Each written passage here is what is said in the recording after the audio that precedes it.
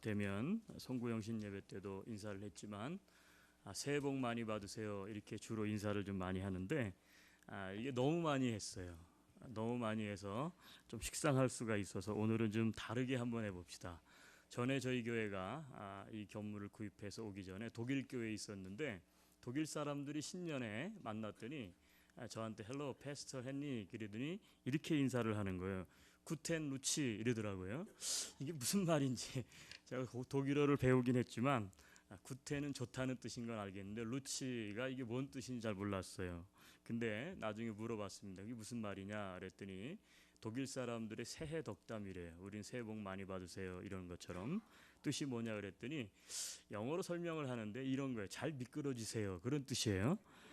그래서 정월 초하루부터 뭘 미끄러지라 그러나 이게 덕담이 아니라 이건 악담이 아닌가 그랬더니 그런 뜻이 아니고 매사가 뜻한 대로 순조롭게 이루어지라라고 하는 뜻이래요.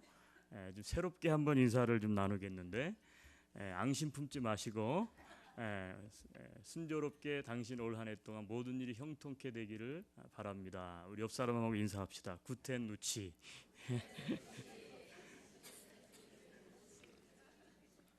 네.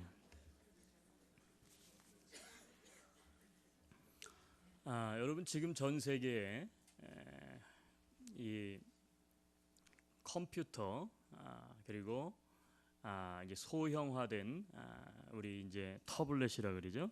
이 태블릿 시장을 주름잡고 있는 것은 미국에 있는 애플 컴퓨터입니다. 그렇죠, 애플사.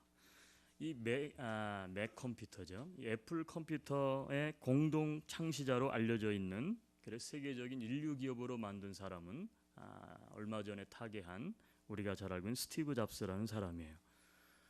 이 스티브 잡스가 회사를 창업해서 한동안 회사가 이제 새로운 개발을 그리고 새로운 전략을 가지고 이제 이런 터블렛도 그렇고 아이폰도 그렇고 이런 걸 출시를 했는데 생각했던 것만큼 회사가 성장을 하지 않는 거예요. 매출이 일어나지 않아요. 그래서 그걸 분석을 했어요. 분석을 했더니 이유는 제품은 너무너무 좋은데 문제는 뭐냐면 홍보 마케팅이 굉장히 낙후되어 있다는 사실을 발견했어요. 그래서 이것을 어떻게 하면 우리가 커버할 수 있을까 그러다가 생각해낸 게 뭐냐면 그러면 이 회사를 마케팅할 담당자를 우리가 영입하기로 했어요. 그래서 사람을 서칭하기 시작했어요. 그 당시만 해도 마케팅의 귀재로 알려진 사람이 있었는데 그 사람은 펩시콜라의 사장을 지낸 존 스컬리라고 하는 사람이에요. 이 존 스컬리는 38살 때 펩시콜라 사장이 됐는데 그 이전에는 콜라 그러면 전부 다 코카콜라밖에 알지를 못했어요. 근데 이 존 스컬리가 마케팅을 통해서 이 회사를 코카콜라의 매출을 앞질러 버렸어요. 그래서 펩시콜라를 세계적인 브랜드로 만들어낸 사람이 존 스컬리라고 하는 사람이에요. 세계 제일의 코카콜라를 끊어내리고 펩시콜라를 업계 1위로 올려놓은 사람. 그러니까 애플 컴퓨터사에서는 어떻게든지 간에 이 존 스컬리가 오기만 하면 우리가 뭔가 된다.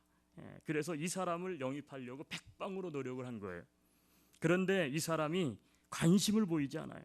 왜냐하면 그는 이미 충분히 명예를 얻었어요. 그리고 재산을 가지고 있었어요. 이제 와서 새로운 회사에 가서 내가 모험할 필요가 없는 거예요. 스티브 잡스는 충분한 보상과 지위를 약속해도 움직이지 않는 이 존 스컬리를 어떻게 하면 내가 이 사람을 우리 회사로 데려올 수 있을까 고민하다가 마지막 승부수를 하나 던졌어요. 이게 굉장히 유명한 일화죠.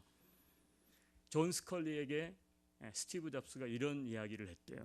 당신은 설탕물이나 팔면서 당신의 생애를 마치겠습니까? 당신은 설탕물이나 팔면서 당신의 남은 생애를 허비하겠습니까? 죄송해요. 여기 펩시콜라 좋아하시는 분들. 아니면 세상을 바꾸는 일에 자신을 던지시겠습니까? 존 스컬리가요. 이 말이 딱 마음에 걸려버린 거예요. 그래서 애플사로 자리를 바꿨어요. 그 이후에 우리가 잘 알고 있는 것처럼 아이폰, 터블릿 시장은 이 애플사가 장악을 하고 말았어요. 여러분 한 해를 시작합니다. 오늘 우리가 우리 자신과 교회 공동체에 던져봐야 될 질문이 있다고 저는 생각을 해요. 바로 이런 질문이에요. 올 한 해 내가 하고자 하는 일은 무엇이며 그리고 그 하고자 하는 일에 어떤 가치가 있는가? 더 나아가서 그렇다면 그 일에 대한 분명한 사명이 있는가? 우리가 함께 이 문제를 가지고 좀 고민하는 첫 예배가 되었으면 좋겠어요. 여러분, 이 세상에 사는 사람 세 가지 유형의 사람이 있다 그래요. 첫째는 뭐냐 하면, 첫째는 되는 대로 사는 사람. 뭐 작년에도 그냥 살았고 올해도 살았고 뭐 별 볼 일 있겠나? 그냥 되는 대로 살면 되지. 여러분, 되는 대로 살면 안 되는 건 없어요. 그냥 돼요, 그죠? 그냥 되는 만큼만 되는 거죠. 또 안 되면 어쩌겠어요. 목표가 없는 삶이죠. 두 번째는요, 계획을 세우고 살긴 사는데, 열심히 살긴 사는데 인생의 목표와 목적이 자기 이익을 따라 사는 사람이에요. 자기 것만 챙기고 자기를 위해서만 열심히 사는 사람이에요. 이 사람은 사명이 없어요. 그런가 하면 셋째로 사명 따라 사는 사람이 있어요. 사명에 따라 살고 사명에 따라 죽는 사람.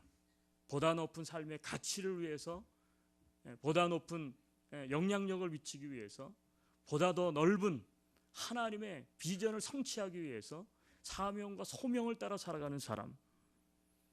올 한 해를 시작하면서 우리 모든 안디옥 성도 여러분은 바로 이 세 번째 유형의 사람이 될 수 있기를 주님의 이름으로 권면합니다. 여러분, 오늘 본문은 그 사명과 소명을 따라가는 한 사람에 대한 이야기예요. 누구죠? 바로 사도 바울이에요. 사도 바울. 여러분, 사도 바울은 예루살렘으로 가려는 계획을 가지고 있었어요. 자, 바울은 지금 이방 선교를 하고 있는 게 선교사로. 그래서 1차 선교 여행하고 2차 선교 여행하고 그리고 3차 선교 여행을 했어요. 1차는 소아시아 지역이었고 2차는 유럽 지역이었어요. 3차는 2차 때 세웠던 그리고 세워졌던 교회들을 순방하고 방문하고 돌아오는, 이게 3차 전도 여행이에요. 자, 그리고 그 기간에 그 교회들로부터 환난을 당한 예루살렘에 대한 소식을 듣습니다. 예루살렘 교회가 박해를 받고 환난을 당해가지고 성도들이 흩어지고 그리고 지금 굉장히 경제적으로도 궁핍하게 되었고 어렵게 되었다는 소식을 들은 거예요. 그래서 1, 2, 3차에 세워졌던 교회들에게 요청을 해요. 자, 예루살렘 교회, 저 유대인 중심의 교회 지금 굉장히 어려움을 당하고 있는데 그들을 우리가 좀 돕자. 그들이 먼저 세워졌지만 우리는 나중된 자들이지만 우리가 그들을 좀 이번에는 좀 도와주자. 그래서 구제헌금을 모금했어요. 그리고 그것을 가지고 예루살렘 교회에 전달하기 위해서 지금 예루살렘으로 돌아가는 길이에요. 그래서 아가야 지방 고린도에서 육로로 돌아오는 길에 밀레토스, 즉 밀레도라고 하는 지역에 도착을 했어요. 그곳은 바울이 세운 에베소 교회가 가까운 교회예요. 그런데 에베소 교회를 직접 방문하지 못하고 에베소에 있는 장로들을 밀레도까지 오게 했어요. 왜 그러냐면 오순절이 되기 전에 예루살렘을 꼭 방문해야 되기 때문에, 에베소를 방문하게 되면 일정이 딜레이 되기 때문에 오순절 전에 예루살렘에 도착할 수 없어요. 그래서 에베소에 있는 성도들을 그리고 장로님들을 오라 그랬어요. 그리고 어떻게 합니까? 그들과 대화를 나눈 내용이 오늘 본문에 나와 있는 이런 내용이에요. 그는 왜 그렇게 예루살렘으로 빨리 돌아가려 하겠습니까? 그것은 성령의 감동이 있었기 때문에 그렇습니다. 성령의 감동은 어떤 감동이었습니까? 예루살렘으로 가라는 거예요. 예루살렘에 가서 구제헌금을 주라는 거예요. 여러분, 예루살렘은 그 당시에 유대인이 주를 이룬 교회였어요. 그런데 이 유대인 중심의 예루살렘 교회는 이방인들을 받아들이질 못했어요. 오직 구원은 하나님께로부터 오는데 이 구원은 믿는 유대인들만 받게 된다. 왜? 선택된 민족이기 때문에. 이방인들을 향해 나아가려고 하질 않았어요. 그런 것을 깨뜨린 사람이 누구냐? 사도 바울이에요. 안디옥 교회를 세웠고 안디옥 교회를 중심으로 해서 이방인들을 상대로 전도를 하기 시작을 했어요.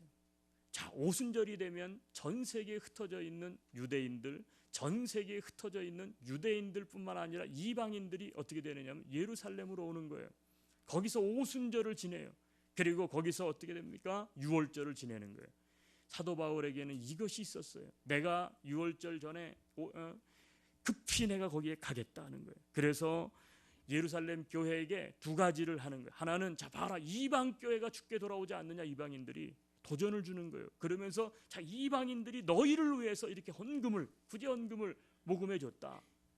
유대인 사람들을 좀 변화시키기 위한 것이 있었어요. 두 번째는 뭐냐면 오순절 끝나고 이제 6월절이 돼서 전 세계로부터 몰려오는 많은 사람들에게 예수의 복음을 전할 기회가 있었기 때문에 이 기회를 그는 분명히 하기를 원했던 거예요.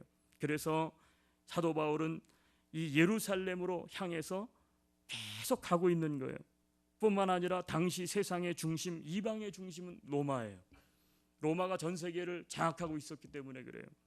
그래서 사도 바울은 성령께서 말씀하시는 감동이 뭐냐면, 자, 네가 이제는 예루살렘뿐만 아니라 그리고 서아시아, 유럽뿐만 아니라 네가 이제는 로마에 가서 복음을 전해야 되겠다.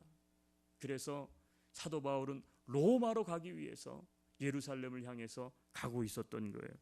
여러분, 그것이 바로 성령께서 자기에게 원하시는 사명인 것을 그는 알았어요. 그것은 혼자의 생각이 아니었어요.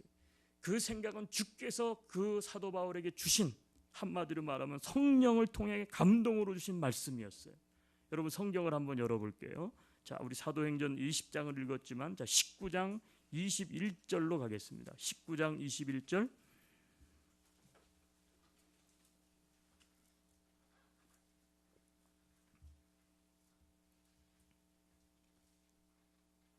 자, 미리 사도 바울이 성령께서 주신 감동, 즉 자신의 사명에 대해서 19장, 오늘 본문 전에 21절에 이렇게 말하는 거예요. 우리 본문 스크린에 해두는데 한번 읽읍시다. 시작.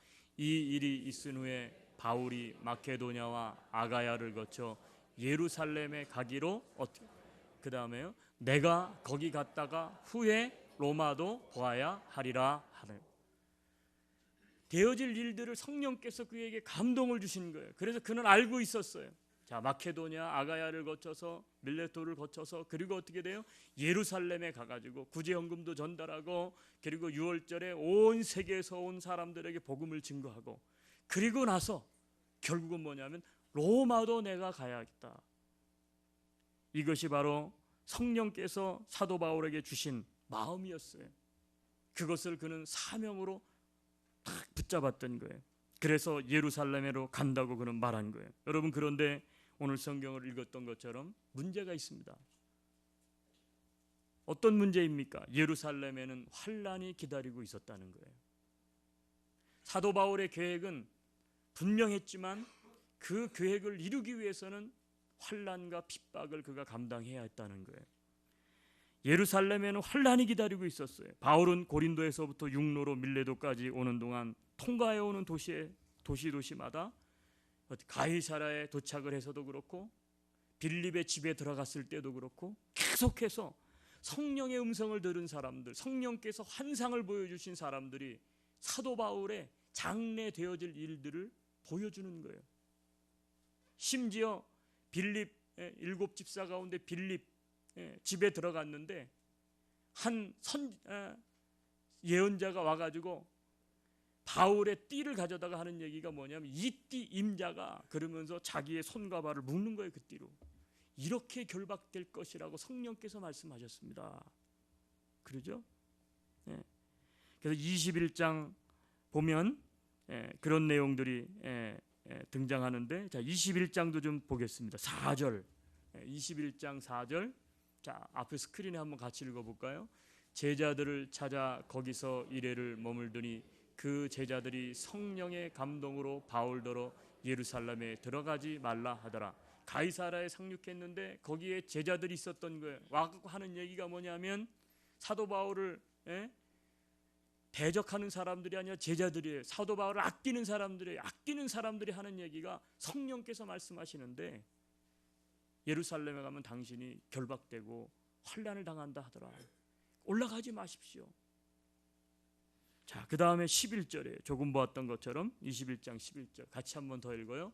우리에게 와서 바울의 띠를 가져다가 자기 수족을 잡아매고 말하기를 성령이 말씀하시되, 그 다음에요, 예루살렘에서 유대인들이 이같이 이 띠 임자를 결박하여 이방인의 손에 넘겨주리라 하거늘. 선지자가 와갖고 하는 얘기가 이 띠 임자가 이렇게 결박될 것이다. 환난이 기다린다는 거예요. 여러분, 예루살렘에는 환난과 고난이 기다리고 있었어요. 예루살렘에 가면 결박되고 투옥될 것이라는 사실을 이미 사도 바울은 알고 있었어요. 여러분, 그럼에도 생명도 아끼지 않고 사도 바울은 예루살렘을 향해서 올라갔습니다. 예루살렘에 올라가서 헌금을 전달했습니다. 유대교회와 이방교회가 하나가 되게 했습니다. 절기에 모인 자들에게 복음을 전했습니다. 하나님이 성령으로 복음을 로마에까지 확장시키기를 원하신다는 사실을 그는 믿고 감옥에 투옥돼서 나는 로마의 시티즌이다. 그러니까 나는 황제 앞에서 재판받을 권한이 있으니까 로마로 나를 보내달라. 결국은 그는 로마로 죄인의 신분이 되어 압송되는 그런 환난의 길을 그는 자초해서 걸어가게 되었습니다. 여러분, 그 말씀이 어딥니까? 오늘 본문에 있는 말씀입니다.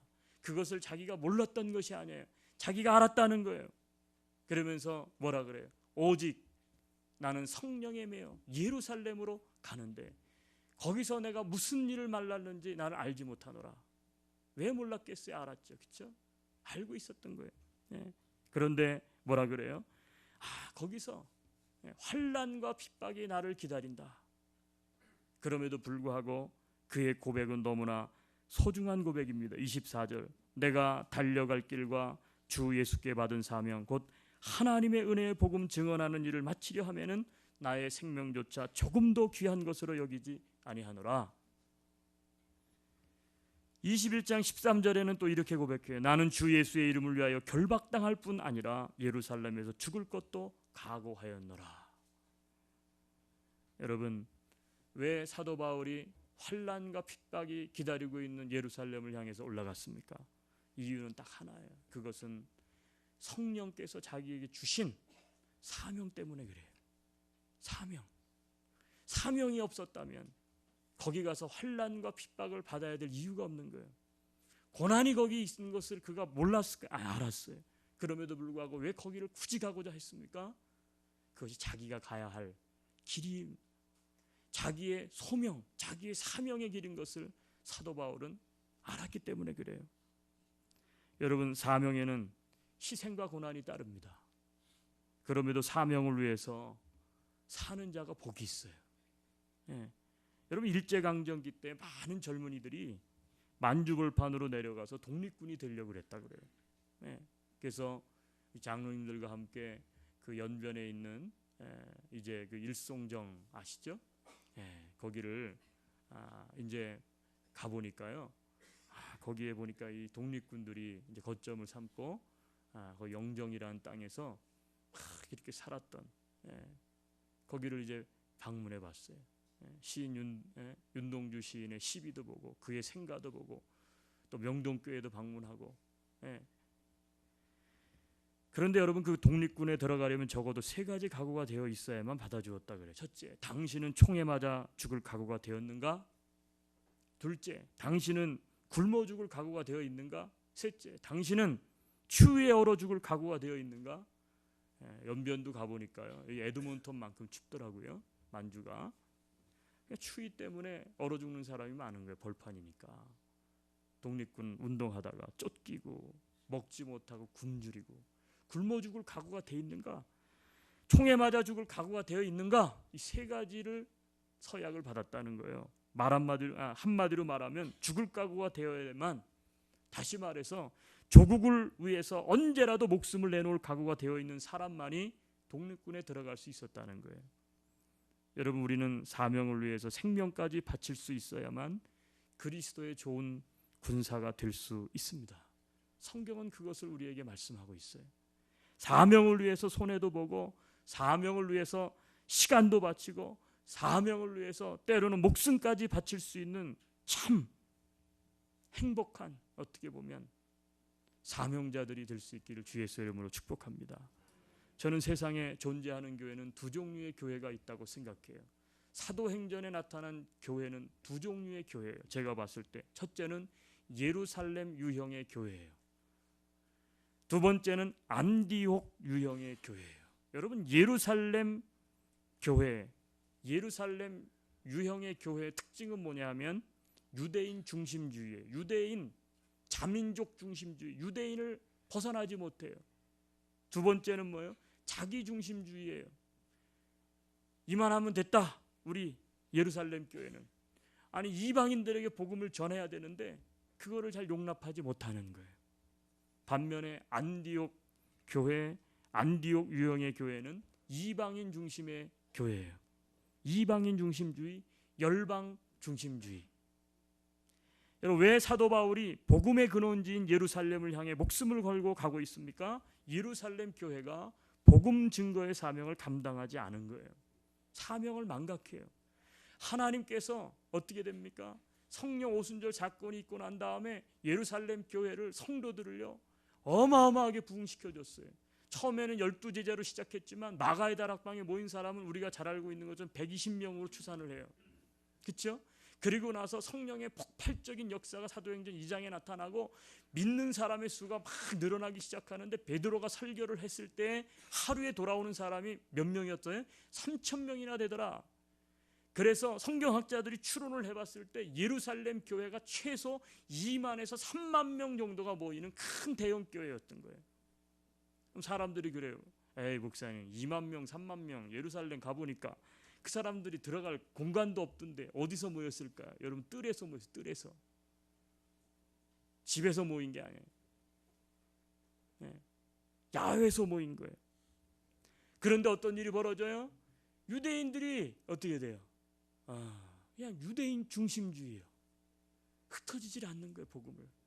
분명히 사도행전 1장 8절에 보면 오직 성령이 너에게 계시면 너희가 권능을 받고 그 다음 뭐라 했어요? 예루살렘과 온 유대와 사마리아와 땅끝까지 이르러 내 증인이 될 것이다 그랬는데 성령은 임했어요. 폭발적으로 교인들은 늘어났어요. 성장했어요. 너무너무 잘 막 돌아가는 거 아니에요? 그런데 어떻게 됩니까? 복음을 전할 생각을 하지 않아요. 그러니까 하나님이 어떻게 돼요? 야고보를 칼에 죽게 해요. 그리고 어떤 핍박을 이제 시작하는 거예요. 그러니까 어떻게 돼요? 와! 죽지 않으려면 흩어져야 되는 거예요. 막 세계 곳곳으로 흩어졌어요. 이 흩어진 예수 그리스도를 믿는 사람들을 뭐라고 그러냐? 디아스포라라고 하는 거예요. 디아스포라, 흩어졌다는 거예요. 흩어져 믿는 유대인들. 그래서 결국은 안디옥의 이방인 지역에 가서 어떻게 됩니까? 이방인 교회가 성립을 하는 거예요. 세워지는 거예요. 사도 바울이 거기에 바나바와 함께 담임 목사님이 되는 거예요. 그런데 이 안디옥 교회는 예루살렘 교회와 달랐어요. 안디옥 교회는 이방을 향해 달려가는 교회였어요. 담임이었던 사도 바울이 그리고 바나바가 담임 목사직을 내려놓고 선교사로 파송을 받는 거예요. 그래서 1, 2, 3, 4, 5차 전도 여행을 온 유럽을 다 복음화시키는 거예요. 여러분 예루살렘 교회가 복음 증거 사명을 감당하지 않으니까 더 나아가서 로마로 가기 위해서 결국은 어떻게 됩니까? 사도 바울은 복음의 근원지인 예루살렘을 향해 목숨을 걸고 가기 시작을 하는 거예요. 여러분 우리 교회는 안디옥 교회예요. 안디옥 교회는요. 이제 이 정도면 됐다. 이만하면 됐지. 보니까 이제 한번 둘러보세요. 이렇게 그러니까 꽉 찼어요 사람들이. 그죠? 기분 나쁘신 것 같아요. 찼죠? 맞아요? 이제 어떻게 할 거예요? 어떤 분들이 그래요. 목사님 이제 어떻게 하세요? 뭘 어떻게 하긴 어떻게 해요? 뭐 나도 모르겠어요. 계획 없어요. 되겠지 어떻게. 근데 우리는 원래 처음에 예배당을 구입할 때 우리 교회는 전통적인 목회를 포기한다. 그렇죠? 제가 사무에 대해서 이제 한번 설교를 할 때가 된 것 같은데 이제 아마 곧 한번 은혜를 좀 나누게. 우리 교회는 예배당 중심의 교회가 아니다. 우리는 사람이 늘어났다고 건물을 사고 거기에다가 많은 헌금을 넣어서 그거 부채 감당 못해서 선교 사명 감당 못하는 그래서 건물 중심의 교회는 우리는 안 갖는다. 그래서 우리는 무건물 최소의 공간만 우리는 소유한다. 이거 이상 저희는 교회 건물 구입하지 않습니다. 불편하면 부스를 더 늘릴 거예요. 11시 예배 있고 1시 예배 있고 뭐 9시 예배 있고 얼마든지 수천 명 올 수 있어요. 제가 좀 힘들어질 뿐이에요. 설교를 계속해야 되니까.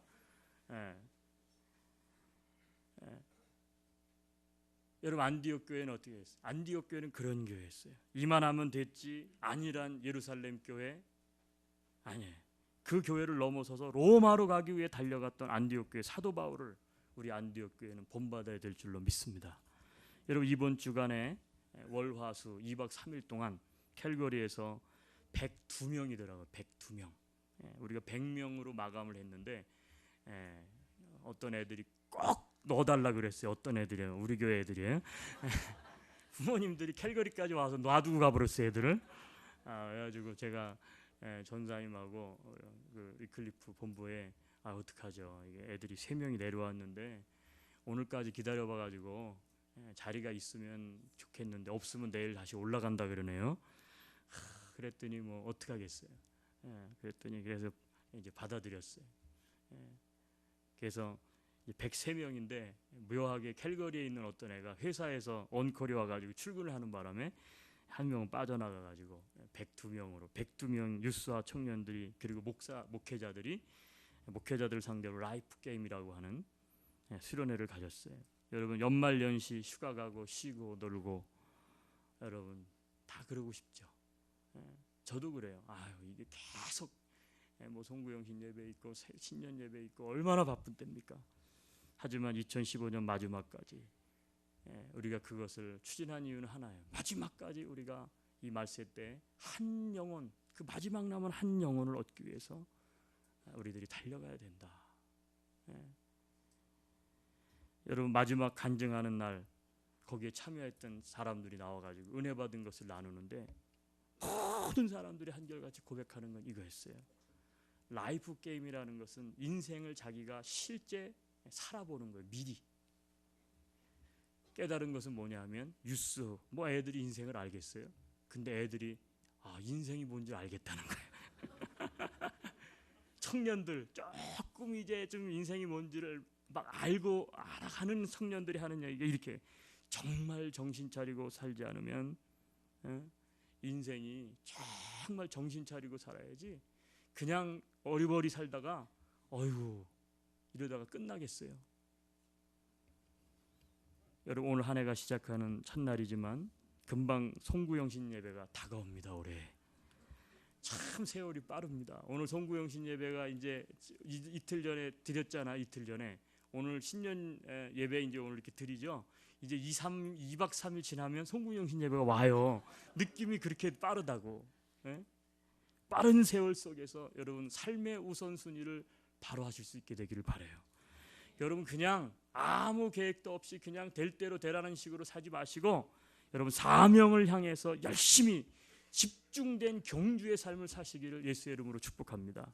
여러분 올 한 해 우리 교회 2020 비전 작년에는 거침없이 하나님 나라를 전파하자. 사도 바울이 감옥에 갇혔음에도 불구하고 올해도 뭐 비슷한 거예요. 사실은 작년이나 올해나. 근데 올 한 해 오늘 사도행전 20장 22절에 있는 말씀이 같이 한번 합시다. 뭐라고요? 오직 성령에 매여. 오직 성령에 매여. 즉 하나님께서 주신 비전을 향해서 달려가자. 성령께서 주신 비전을 향해 달려가자. 성령께서 비전을 주셨기 때문에 그 비전, 그 사명 붙잡은 사람은 성령께서 동행해 주세요. 성령께서 문을 열어주세요. 아멘이세요? 이 앞에 배너가 이렇게 걸려 있잖아요. 예쁘죠? 어떤 분이 그러더라고요. 목사님 근데 저 밑에 뛰어가는 두 사람이 누구니? 이상한 것만 보는 사람이 꼭 있어요. 누굴까요? 저도 보니까 머리카락이 길어. 그럼 여자 2명? 그럼 남자는 어디 갔나? 생각을 했어요. 왼편에 있는 분이 예수님이에요. 머리카락 긴 예수님. 다른 한 사람은 상상하세요. 지금 한마디로 말하면 예루살렘을 향해서 혹은 사명을 향해서 뛰어가고 있는 2 사람. 우리 인쇄소에다가 요청을 했더니 몇 번을 수정해도 저 그림밖에 나오지를 못해. 여러분 한 사람 한 사람이 올 한 해 동안에 정말로 성령에 매여서 성령께서 주신 인생에 대한 사명, 가정에 대한 사명, 믿음에 대한 사명, 우리 안디옥 교회에 주신 하나님의 사명, 이것을 위해서 연합하고 함께하고, 그렇죠? 격려하고 위로해서 여러분들이 올 정말 말에는 내가 진짜 오래 열심히 살았다. 정말로 올 한 해 동안은 대충 살지 않았다. 그러한 열매를 거둘 수 있게 되기를 주님의 이름으로 축복합니다.